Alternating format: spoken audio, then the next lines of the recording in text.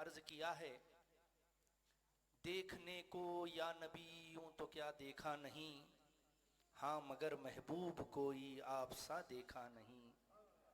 ایک سے بڑھ کر ایک حسین دیکھے مگر یا مصطفیٰ، ایک سے بڑھ کر ایک حسین دیکھے مگر یا مصطفیٰ، تم سے بڑھ کر حسن والا دوسرا دیکھا نہیں، تم سے بڑھ کر حسن والا دوسرا دیکھا نہیں۔ میں تو کر سکتا نہیں جنت کی باتیں شوق سے، میں تو کر سکتا نہیں جنت کی باتیں شوق سے، وہ کرے جس نے دیار مصطفیٰ دیکھا نہیں۔ میں تو کر سکتا نہیں جنت کی باتیں شوق سے، وہ کرے جس نے دیار مصطفیٰ دیکھا نہیں۔ اور میم کا پردہ ہٹا کر وہ نگاہ شوق سے، میم کا پردہ ہٹا کر وہ نگاہ شوق سے، مصطفیٰ کو دیکھ لے جس نے خدا دیکھا نہیں، مصطفیٰ کو دیکھ لے جس نے خدا دیکھا نہیں۔ دیکھنے کو یا نبی یوں تو کیا دیکھا نہیں، ہاں مگر محبوب کوئی آپ سا دیکھا نہیں۔ ایک بار اور عقیدت و محبت کے ساتھ درود پاک کا نذرانہ پیش کر لیں۔ اللہم صلی علی کریمنا نبینا مولانا محمد وعلی آل محمد بارک وسلم۔ حضرات محترم، اللہ رب العزت کا بے پناہ احسان اور فضل عظیم ہے کہ اس نے ہمیں آپ سب کو اس مبارک محفل میں حاضر ہو کر کچھ دیر اپنے اور اپنے محبوب بندوں کے ذکر کا موقع عطا فرمایا۔ میں بڑا شکر گزار ہوں حضور داعی اسلام مرشد العلماء مخدوم الصلحاء شاہ احسان اللہ محمدی ادام اللہ ظلہ علینا کا کہ انہوں نے ایک بار اور ہمارے مرکز کو اپنی تشریف آوری سے رونق عطا فرمائی، اور اپنے استاد محترم حضرت علامہ مفتی کتاب الدین صاحب کا بھی بڑا شکر گزار ہوں کہ آپ بھی تشریف لائے۔ اللہ رب العزت آپ کا سایہ ہم سب پر دراز عطا فرمائے، اور آپ کے بتائے ہوئے باتوں پہ ہم سب کو عمل کی بھی توفیق عطا فرمائے۔ چالو ہے وہ۔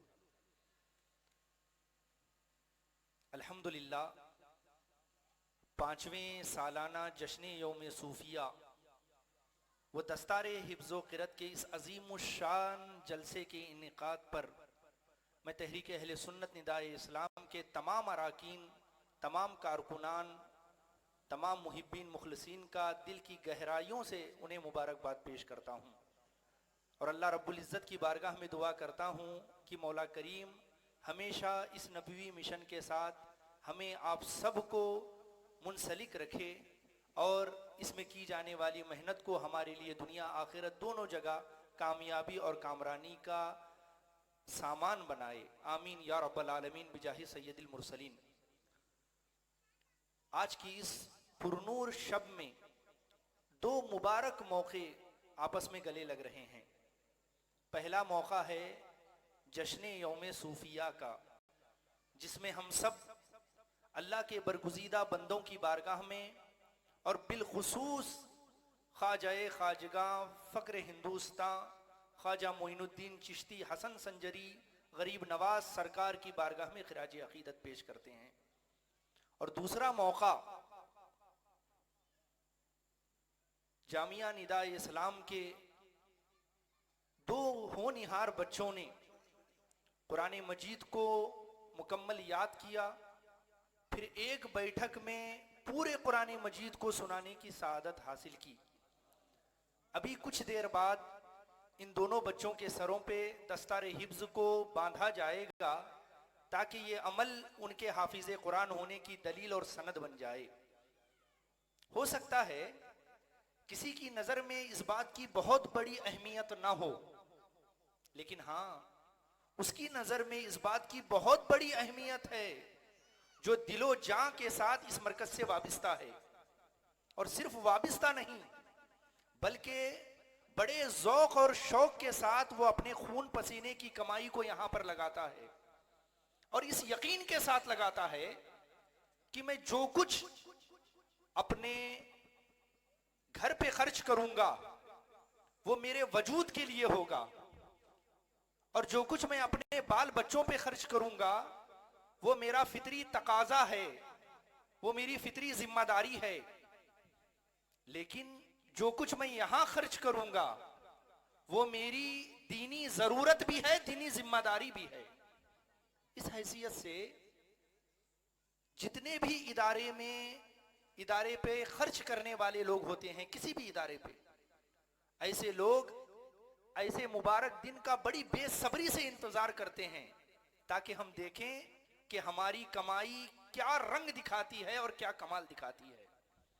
اور ماں باپ کے لیے، اساتذہ کے لیے، ادارے کے خدمت گزاروں کے لیے تو یہ موقع عید کے دن سے کم کا نہیں ہے، کیونکہ ان کے سامنے آنے والا خالی بچہ جو وہ کورا کاغذ تھا آج حافظ قرآن ہو گیا۔ بچوں کو خاموش کر دیں، بچوں کو خاموش کر دیں۔ کسی کا بھی بچہ کسی کمال پر پہنچتا ہے، کسی منصب کو حاصل کرتا ہے تو ماں باپ بڑے خوش ہوتے ہیں، وہ خوش ہونا بھی چاہیے، یہ فطری تقاضا ہے۔ کسی کا بچہ ڈاکٹر ہو جائے، انجینئر ہو جائے، ایڈوکیٹ ہو جائے، آئی A S I P S ہو جائے تو خوش ہونا فطری بات ہے، لیکن اللہ کے عزت کی قسم ہے ساری خوشیاں قربان ہیں کہ کسی کا بچہ حافظ قرآن ہو جائے۔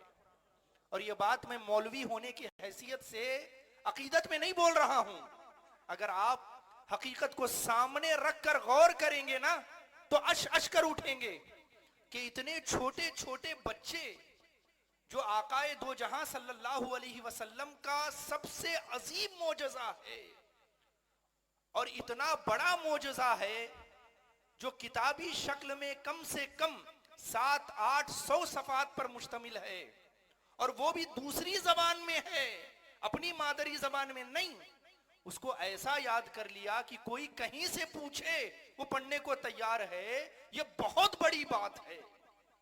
کسی بھی مذہب سے تعلق رکھنے والا شخص اس کے لیے یہ کر پانا ناممکن ہے، اور اگر کوئی کر بھی لیتا ہے اپنے مذہب کی کتاب کو زبانی یاد تو وہ ریکارڈ بن جاتا ہے کہ فلاں نے اپنے مذہب کی کتاب کو زبانی یاد کر لیا۔ لیکن قربان جائیے اسلام کی عظمت پر کہ اسلام کے ماننے والے چھوٹے چھوٹے 10 سال کے، 11 سال کے، 12-15 سال کے بچے قرآن مجید کو اس طرح یاد کر لیتے ہیں جیسے کوئی اپنی مادری زبان میں کسی نظم کو یا مضمون کو یاد کر لیتا ہے۔ یہ بہت بڑی بات ہے، یہ بہت بڑی بات ہے، اور اس میں جامعہ نداء اسلام کے اساتذہ بالخصوص بڑی مبارکباد کے مستحق ہیں کہ ان کی شب و روز کی محنتوں سے اور ان کے خلوص سے آج یہ مرکز اس طرح کے خوشبودار پھول امت کو عطا کر رہا ہے۔ اللہ رب العزت ان کی کاوشوں کو بھی اپنی بارگاہ میں قبول فرمائے اور اس مرکز کو دن دگنی رات چوگنی ترقی عطا فرمائے۔ ہم رہیں نہ رہیں اس کی خوشبو امت میں ہمیشہ اللہ قائم اور دائم عطا فرمائے، آمین یا رب العالمین بجاہ سید المرسلین۔ خطبہ مسنونہ کے بعد کتاب شفا قرآن مجید سے سورۃ الفاتحہ کی ابتدائی 3 آیات کی تلاوت کرنے کا شرف حاصل کیا ہے، جس میں تیسری آیت مالک یوم الدین پر کچھ دیر گفتگو کروں گا۔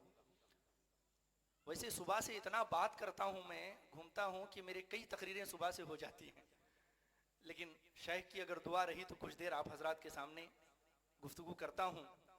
اللہ رب العزت کی بارگاہ میں دعا کرتا ہوں کہ مولا کریم میرے دل میں حق پیدا فرمائے، زبان سے حکمت بھرے جملے صادر فرمائے اور ان جملوں کو دلوں میں اترنے کی تاثیر عطا فرمائے، آمین یا رب العالمین بجاہ سید المرسلین۔ اللہ رب العزت ارشاد فرماتا ہے الحمدللہ رب العالمین، تمام تعریفوں کا حقدار، تمام تعریفوں کا سزاوار، تمام تعریفوں کا مستحق اللہ ہے جو سارے جہانوں کا پالنے والا ہے، الرحمن الرحیم جو بڑا مہربان ہے، نہایت رحم کرنے والا ہے، مالک یوم الدین جو روز حساب کا، روز سزا اور روز جزا کا، روز قیامت کا تنہا مالک ہے۔ تو ذرا دیکھیں اللہ رب العزت یہاں بندوں کے سامنے اپنا جو تعارف کرا رہا ہے وہ قاضی یوم الدین کہہ کر نہیں کرا رہا، مالک یوم الدین کہہ کر کرا رہا ہے، جج کہہ کر، قاضی کہہ کر نہیں کرا رہا بلکہ مالک کہہ کر کرا رہا ہے۔ گویا کہ اللہ رب العزت اپنے بندوں کو یہ سمجھا رہا ہے کہ اے میرے بندو، جب قیامت کے دن تم میری بارگاہ میں آنا تو مجھے قاضی یوم الدین سمجھ کر نہ آنا بلکہ مالک یوم الدین سمجھ کر آنا، قاضی اور جج سمجھ کر نہ آنا بلکہ مالک سمجھ کر کے آنا۔ اب ذرا سمجھتے ہیں کہ اس قاضی اور مالک میں کیا فرق ہے، قاضی کسے کہتے ہیں اور مالک کسے کہتے ہیں۔ قاضی اور مالک میں 4 فرق ہیں، ایک عدالت قاضی کی ہوتی ہے، ایک عدالت مالک کی ہوتی ہے۔ سب سے پہلا فرق قاضی اور مالک میں یہ ہے کہ جو قاضی ہوتا ہے وہ قانون کا پابند ہوتا ہے، اور جو مالک ہوتا ہے وہ قانون کا پابند نہیں ہوتا۔ قاضی قانون کا پابند ہے، مالک قانون کا پابند نہیں ہے۔ کوئی بھی قاضی، کوئی بھی جج عدالت میں بیٹھ کر کبھی یہ نہیں کہہ سکتا کہ میں کسی قانون کو نہیں مانتا، میری مرضی، میں قانون کے مطابق فیصلہ کروں یا قانون کے خلاف فیصلہ کروں۔ ایسا کہنے کی نہ کسی قاضی کے اندر ہمت اور جرت ہے، نہ ہی اسے ایسا کہنے کی اجازت ہے۔ مگر مالک کا معاملہ اس کے بالکل برخلاف ہے، اس سے بالکل الگ ہے۔ مالک کی مرضی وہ قانون کے مطابق فیصلہ کرے، مالک کی مرضی وہ قانون کے خلاف فیصلہ کرے۔ ایک مثال سے آپ بات کو سمجھے، بات واضح ہو جائے گی۔ ایک بہت بڑی کمپنی ہے، بہت بڑی فیکٹری ہے، اس میں بار بار چوری ہو جا رہی ہے۔ مالک بڑا پریشان ہے کہ آخر اتنی سیکورٹی کے باوجود، اتنے احتیاط اور اتنے کیا کہتے ہیں نگرانی کے باوجود آخر یہ چوری ہو کیسے رہی ہے اور چوری کر کون رہا ہے۔ تو اس نے ایک مینیجر کو بلایا اپنے، اور مینیجر کو بلا کر کہا کہ تم اب نگرانی کرنا اور پتا کرنا کہ کون چوری کر رہا ہے، پھر مجھے بتانا، میں اس کا فیصلہ کروں گا۔ پھر اس مینیجر نے بڑی کوشش سے، بڑی جدوجہد سے، بڑی محنت سے، جستجو سے چور کو پکڑ لیا، اور ثبوت بھی ہاتھ آ گئے، گواہ بھی مل گئے۔ اب اگر وہ مینیجر اس چور کو لے کر سیدھے تھانے چلا جائے اور رپورٹ کرا دے تو اب معاملہ پہنچ جائے گا کورٹ میں، قاضی کے پاس، اور قاضی کے پاس سارے ثبوت اور گواہ پیش کر دے۔ قاضی سارے گواہوں کو دیکھ لے، چور کا وکیل جو ہے وہ اس کی دلیل کو کاٹ نہ سکے، تو اب قانون کہتا ہے کہ اسے سزا دینا ہے، اب اسے معاف کرنے کا کوئی قانون نہیں ہے۔ قاضی پر پابندی ہے کہ وہ اسے سزا دے، اور اگر خدا نہ خواستہ قاضی جو ہے اسے معاف کر دے تو اب مینیجر یہ کر سکتا ہے کہ وہ ہائی کورٹ میں اپیل کرے کہ یہ قانون کے مطابق فیصلہ نہیں ہوا، آپ میرے کیس پر نظر ثانی کیجئے۔ اور اگر خدا نہ خواستہ ہائی کورٹ میں بھی چور کو سزا نہ ہو تو اب وہ مینیجر سپریم کورٹ جا سکتا ہے۔ اس سے پتہ یہ چلا کہ قانون کے قاضی اور جج یہ پابند ہے سزا دینے کے اور قانون پر عمل کرنے کے۔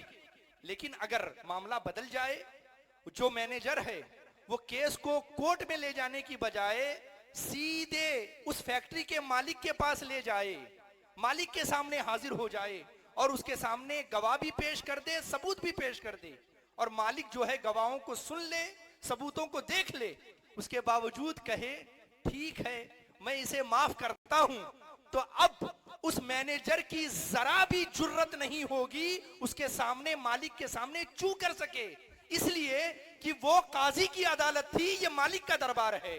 قاضی کو جو ہے قانون کے مطابق فیصلہ کرنا ہوتا ہے، قاضی پابند ہے سزا دینے کا، اور مالک کو اختیار ہے معاف کرنے کا۔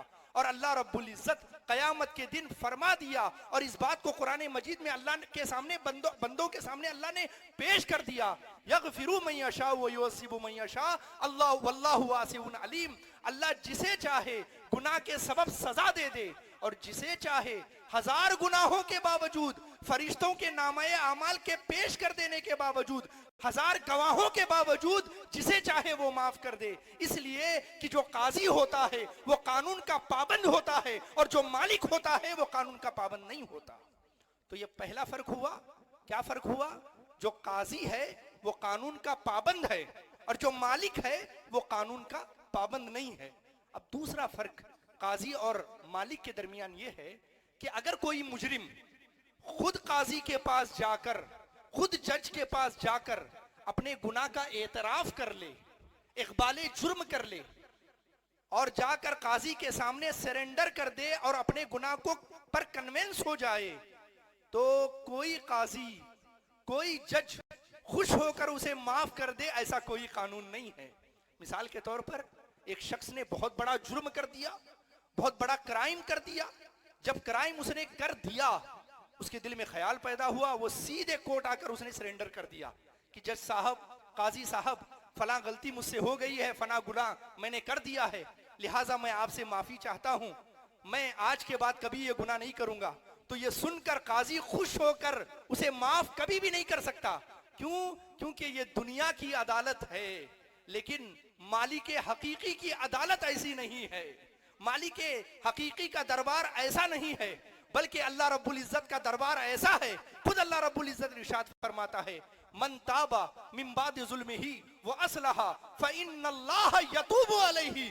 جو کوئی بندہ گناہ کر لے، خطا کر لے، گناہ میں ڈوب جائے، لیکن اپنے مالک کے سامنے حاضر ہو جائے، اپنے گناہ کا اعتراف کر لے، گناہ سے توبہ کر لے، وَأَصْلَحَ اپنے آپ کو سدھار لے، سوار لے، فَإِنَّ اللَّهَ يَتُوبُ عَلَيْهِ اللہ اس کے سارے گناہوں کو معاف کر دیتا ہے. اور نہ صرف معاف کرتا ہے بلکہ سَيُبَدِّلُ اللَّهُ سَيِّئَاتِهِمْ حَسَنَاتٍ اللہ اس کے پچھلے سارے گناہوں کو معاف کر کے نیکیوں سے بدل دیتا ہے. یعنی اللہ کی مالک کی بارگاہ میں آنے سے پہلے جو جتنا بڑا گنہگار ہوتا ہے، مالک کی بارگاہ میں آنے کے بعد وہ اتنا بڑا نیکوکار بنا دیا جاتا ہے. اور اگر یقین نہ آئے تو ذرا حضرت عمر فاروق کا دور خلافت دیکھیے. حضرت عمر فاروق رضی اللہ تعالیٰ عنہ ہیں، مدینے کی ایک گلی سے گزر رہے ہیں، گلی بڑی تنگ ہے. جیسے ہی حضرت عمر اس گلی کے اندر داخل ہوتے ہیں، سامنے سے ایک شرابی شراب کی بوتل کو چادر میں چھپائے مست ہوئے آ رہا ہے. جیسے ہی حضرت عمر پر اس کی نظر پڑی، اس کے ہوش اڑ گئے. دن میں تارے نظر آئے، پیروں تلے سے زمین کھسک گئی. اور زمین بھی کیوں نہیں کھسکے گی کہ جس کے سائے کو دیکھ کر شیطان بھاگتا ہو، وہ سراپا اگر سامنے آ جائے تو پھر کیا حال ہوگا. تھر تھر کانپنے لگا. آنکھ بند کی، توجہ چاہوں گا، آنکھ بند کی، نہ کچھ ہاتھ اٹھائے، نہ سجدے میں سر رکھا، کچھ نہیں کیا، بس اپنے رب سے لو لگا لی. کچھ تکلف نہیں طاعت عشق میں، ایک قطرہ گرا اور بندگی ہو گئی. آنکھ بند کی، عرض کیا مولا تو نے آج تک چھپایا ہے، آج عمر کے غضب سے مجھے بچا لے، تیرے عزت کی قسم پھر کبھی شراب کو ہاتھ نہیں لگاؤں گا. حضرت عمر سمجھ گئے کچھ تو ہے جس کی پردہ داری ہے. قریب پہنچے، پوچھا اے اللہ کے بندے کیا چھپا رہا ہے؟ اس نے کہا حضور کچھ نہیں. کہا کچھ تو چھپا رہا ہے. کہا حضور سرکے کی بوتل ہے، گھر لے جا رہا ہوں.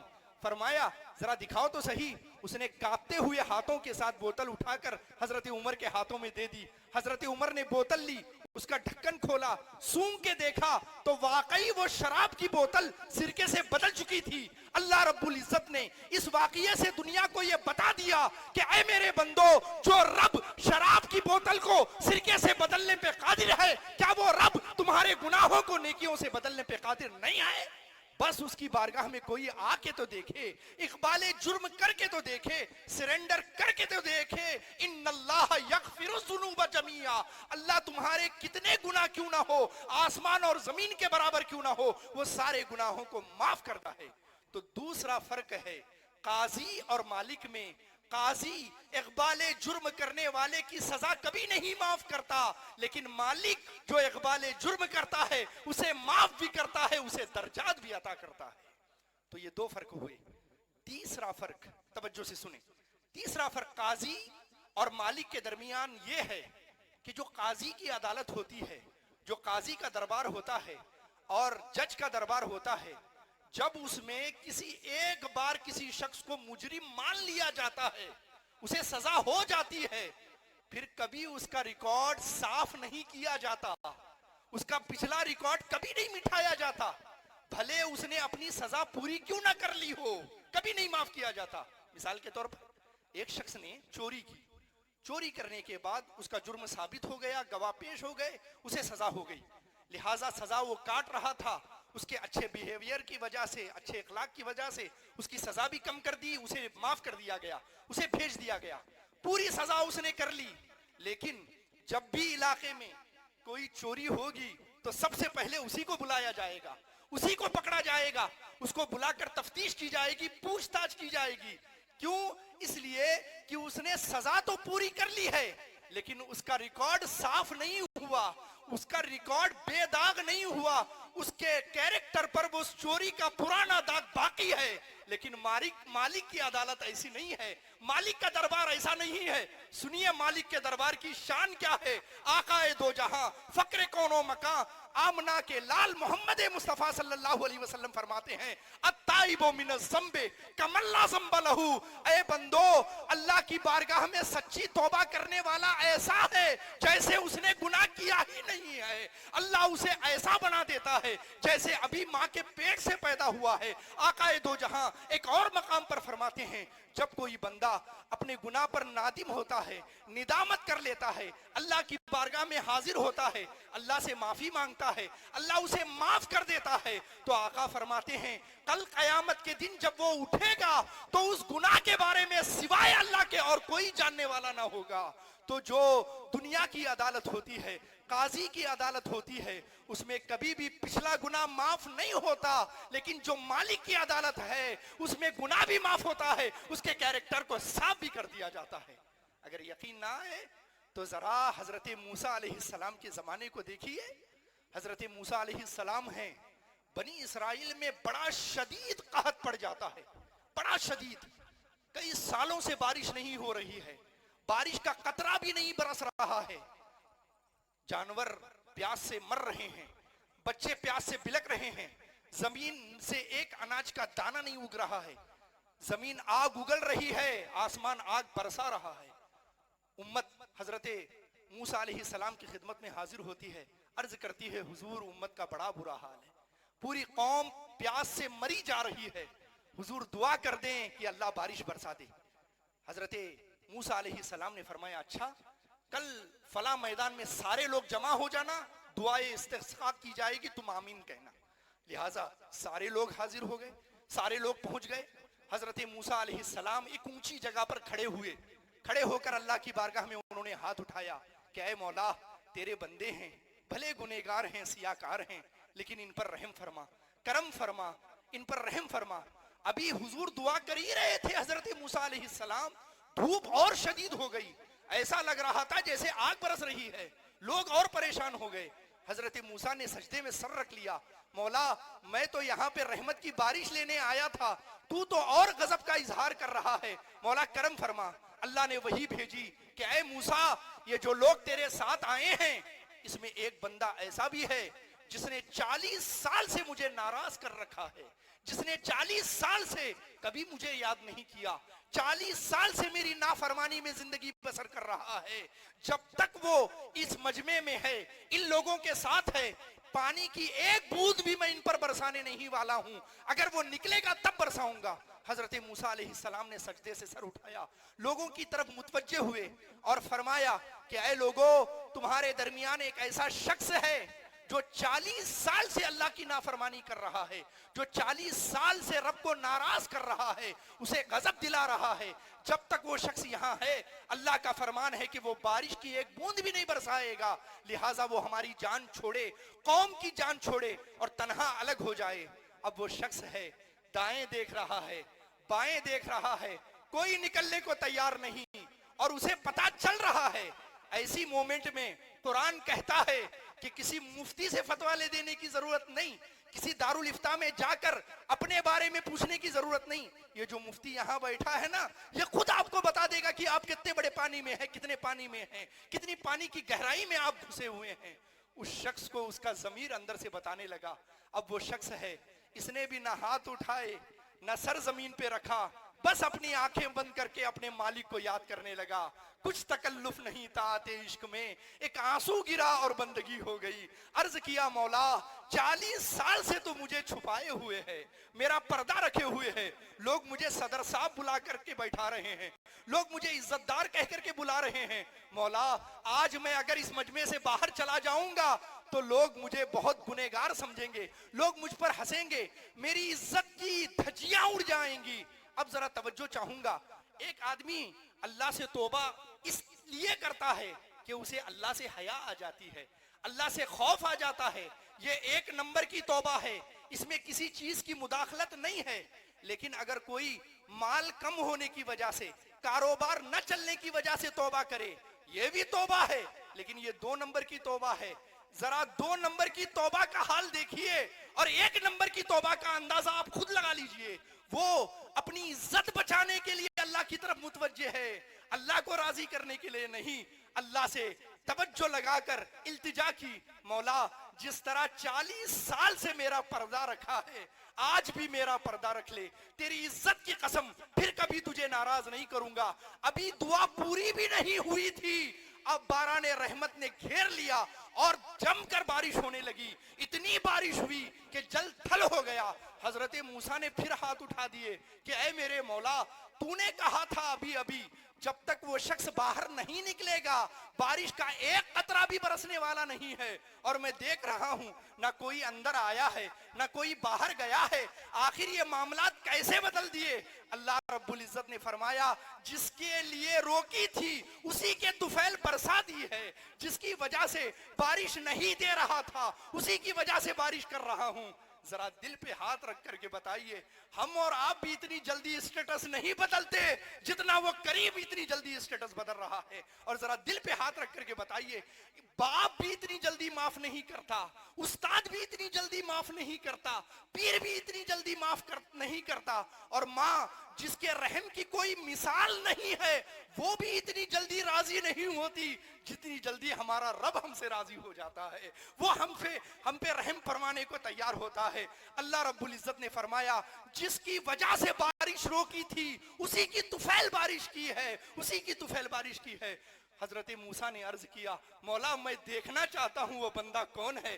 اللہ نے فرمایا اے موسیٰ کیا بات کر رہے ہو؟ جب وہ گنہگار تھا، میری نافرمانی کر رہا تھا، میری بغاوت کر رہا تھا، جب میں نے اس کے پردے کو کھلنے نہیں دیا، اب تو وہ میرا دوست بن گیا ہے، اب تو اس نے مجھ سے یاری لگا لی ہے، اب تو وہ ثابت قدم رہنے کا مجھ سے وعدہ کر چکا ہے، اب بھلا میں اس کا پردہ کسی کے سامنے کیسے لاؤں گا؟ تو یہ ہے مالک کا دربار، یہ ہے مالک کی عدالت. جو قاضی کی عدالت ہوتی ہے وہ سزا کے بعد بھی کیریکٹر کو صاف نہیں کرتی، لیکن مالک کی عدالت میں ایسا ہوتا ہے اس کے گناہ بھی معاف ہوتے ہیں، درجات بھی ملتے ہیں، اور اللہ رب العزت اسے ابراروں میں لکھ دیتا ہے.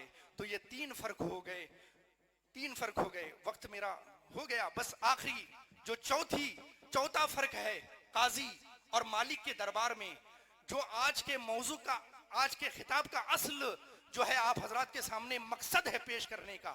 چوتھا فرق قاضی اور مالک کے درمیان یہ ہے کہ قاضی کی عدالت میں جانے کے لیے وکیل کی ضرورت پڑتی ہے. ہر کوئی قاضی کے پاس منہ اٹھا کر، جج کے پاس منہ اٹھا کر نہیں جا سکتا اور اپنے کیس کو نہیں لڑ سکتا. تو قاضی کی عدالت میں جانے کے لیے وکیل کی ضرورت پڑتی ہے، لیکن مالک کی عدالت میں جانے کے لیے وکیل کی ضرورت نہیں پڑتی، شفیع کی ضرورت پڑتی ہے. اب یہ وکیل اور شفیع میں کیا فرق ہے وہ سمجھیں. وکیل وہ ہوتا ہے جو جج کے سامنے، قاضی کے سامنے یہ کہتا ہے کہ میرے موکل نے یہ گناہ نہیں کیا اس لیے اسے چھوڑا جائے، دلیل دیتا ہے میرے موکل نے یہ گناہ نہیں کیا، وہ بے قصور ہے، بے داغ ہے، اس لیے اسے چھوڑا جائے. وکیل یہ کہتا ہے. لیکن شفیع کہتا ہے 1000 گناہ کیا ہے بس میرا دیکھا جائے. تو حضور علیہ السلام قیامت کے دن ہماری وکالت نہیں کریں گے، ہماری شفاعت کریں گے. اسی لیے اعلیٰ حضرت فرماتے ہیں کہ اس عطے دی ہیں خدا نے دامن محبوب کو، عیب کھلتے جائیں گے اور وہ چھپاتے جائیں گے. تو قاضی کی عدالت میں وکیل کی ضرورت ہوتی ہے اور مالک کی عدالت میں شفیع کی ضرورت ہوتی ہے. اب توجہ سے سنیں، یہ جو اسکول ہیں، یہ جو کالج ہیں، یہ جو یونیورسٹیز ہیں آپ کو وکیل بنا کر دیں گے، لیکن یہ جو مدرسہ ہے آپ کو شفیع بنا کر دے گا. اسکول آپ کو وکیل بنا کر دیں گے، یہ مرکز، یہ ادارے، یہ خانقاہیں اللہ کی بارگاہ میں آپ کو شفاعت کرنے والا بنا کر دے گا. اب توجہ سے سنیں، وکیل کی ہر شخص کی زندگی میں وکیل کی ضرورت نہیں پڑتی ہے. کتنے لوگ ہیں یہاں سے کہ وہ قاضی کے پاس، جج کے پاس گئے ہوں اور وکیل کو لے کر گئے ہوں؟ ہر کسی کو ضرورت نہیں پڑتی، کسی کو ضرورت پڑتی ہے قاضی کے پاس وکیل کو لے جانے کی. لیکن جس مالک کی میں بات کر رہا ہوں اس میں ہم سب کو جانا ہے، اس لیے ہم سب کی ضرورت ہے کہ ہمارے پاس کوئی شفاعت کرنے والا ہو، ہماری کوئی اللہ کی بارگاہ میں سفارش کرنے والا ہو. اس لیے اللہ رب العزت نے ہمیں وقت دیا ہے کہ ہم وکیل بھی بنائیں لیکن کم سے کم ایک شفیع تو بنا لیں، ہماری شفاعت کرنے والا بنا لیں۔ اور یہ ادارہ اور آپ کو یہ تقریریں سن کر، علم کی عظمتیں سن کر، سنیے آقا فرماتے ہیں سلبت العلماء من صلبی وسلبت السادات من صلبی خلقت العلماء من صدری۔ یہ جو سید ہیں جسے تم سید کہتے ہو، یہ میرے صلب سے پیدا ہوئے ہیں، اور جو علماء ہے وہ میرے سینے سے پیدا ہوئے ہیں۔ تو یہ ہے علم کی شان۔ یہ تقریریں سننے کے بعد آپ کا پارا گرم ہو جاتا ہے کہ اب کس ادارے میں بھیجیں گے، لیکن جب اماں سنتی ہے کہ یو پی بھیجنا پڑے گا جو 2000 کلومیٹر دور ہے، بہار بھیجنا پڑے گا جو 2500 کلومیٹر دور ہے، جہاں کی زبان ہم سے مختلف ہے، جہاں کا کلچر ہم سے مختلف ہے، تو آپ کا حوصلہ صبح بستر ہی میں سو جاتا ہے جو آپ یہاں سے لے کے گئے تھے۔ اس حوصلے کو برقرار رکھنے کے لیے اللہ رب العزت نے آپ کے گاؤں میں ایسا مرکز عطا کیا ہے۔ اب آپ کا حوصلہ سلانے کی اور ٹھنڈا کرنے کی ضرورت نہیں۔ جس دن آپ کا حوصلہ بڑھ گیا، آپ ایسے ادارے میں لے آئیں اور علمی کارنامے اور ان کی تربیتی کارنامے آپ اپنی آنکھوں سے دیکھ رہے ہیں، اور دیکھنے والی چیز کے بارے میں زیادہ بات نہ کرنا بہتر ہے۔